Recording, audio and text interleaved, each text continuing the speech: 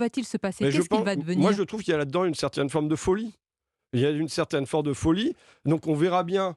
Je souhaite que demain, ça soit très fort, que ça soit très fort très vite, que ça soit très fort très vite dans les jours qui viennent, pour qu'on en finisse le plus rapidement possible avec cette histoire et qu'on passe à autre chose. Mais c'est quoi en finir? Ben, ça veut dire que ça doit être non au report de l'âge de 62 à 64 ans. Je veux dire, là, il y a une unanimité, vous savez, entre Laurent Berger, Philippe Martinez, tous les syndicats unis et tous les partis de gauche unis sont alignés là-dessus, parce que c'est extrêmement injuste de repousser de 2 ans de cette Vous manière-là. avez entendu ce qu'a dit, pardonnez-moi, vous avez lu ce qu'a dit hier dans Le Parisien. Quelle a été votre réaction quand vous avez lu les propos du ministre du Travail, Olivier Dussopt, qui a dit il n'y aura pas de perdants?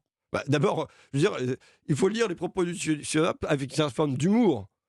Quand il dit blanc, c'est noir. Quand il dit gauche, c'est droite. Vous voyez, il y a un problème de latéralisation, Olivier Dussopt. Donc, je veux dire, quand il dit il n'y aura pas de perdant, il suffit de sortir son simulateur devant n'importe quelle personne que vous croisez dans la rue. Il prend 1 an et 3 mois. Et bien souvent, en plus, il perd de la surcote. Il va perdre de la retraite sur le montant de sa retraite aussi. Oui, mais Donc, attendez, il ne compare pas, François Ruffin, on va lire entre les lignes de ce qu'il a dit, il ne compare pas avec l'effet de la réforme, avec la situation actuelle, mais avec une éventuelle baisse des pensions qui interviendrait pour compenser un déficit prévisionnel. Oui, d'accord. Vous voyez, quand vous prenez des nœuds comme ça dans tous les sens, vous pouvez raconter à peu près n'importe quoi. Et c'est d'ailleurs ce que fait maintenant Olivier Dussopt depuis un paquet de temps. Donc il faut en revenir à des choses simples aujourd'hui. C'est que les gens qui vont être touchés par cette réforme-là, ce sont des gens qui font du travail pour le pays.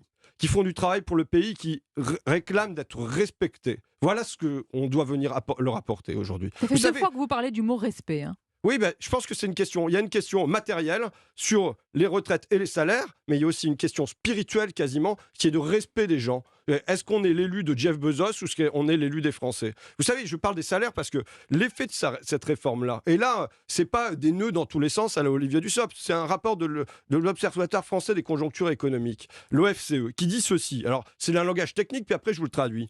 À court terme, le choc de population active entraîne une hausse progressive du chômage qui pèse sur la formation des salaires. Ça veut dire quoi en termes concrets? Ça veut dire qu'on sait que cette réforme-là, elle va amener 190 000 à 250 000 précaires de plus, c'est-à-dire des gens qui n'arriveront pas à 64 ans en travaillant, mais qui seront entre le chômage, le RSA, l'inaptitude, l'incapacité. Donc on évalue ça entre 190 000 et 250 000.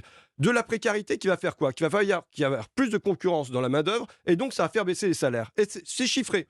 C'est chiffré, l'OFCE. Donc, vous tenez ici un document de l'OFCE qui indique que la réforme des retraites va entraîner une perte dans les salaires et une précarisation. Précarisation, ça c'est prévu par le ministère du Travail, par le ministère des Solidarités. Tout le monde sait ça, d'accord? Que ça va produire de la précarité, notamment chez les personnes âgées. Mais là, les conséquences, c'est quoi? C'est moins 3%, c'est marqué ici, je peux vous en faire une copie à la sortie si vous voulez. Hein. C'est moins 3% sur 10 ans sur les salaires. Pourquoi? Parce qu'on met en concurrence les salariés entre eux, et de ce fait-là, on fait plonger les salaires. Et je veux dire que pour moi, ce n'est pas un dommage collatéral, c'est pas conçu comme ça. C'est un bénéfice qui est tiré. Un bénéfice? Oui. Attendez, vous voulez dire que les salaires vont baisser, il y a une précarisation grâce à la réforme des retraites? Vous dites bien ça sûr, ce parce que matin? pour qui est faite cette réforme? Elle n'est pas faite pour les salariés, elle n'est pas faite pour les retraités, elle n'est pas faite pour les Français. Pour qui, elle alors? est faite pour les marchés et pour les financiers.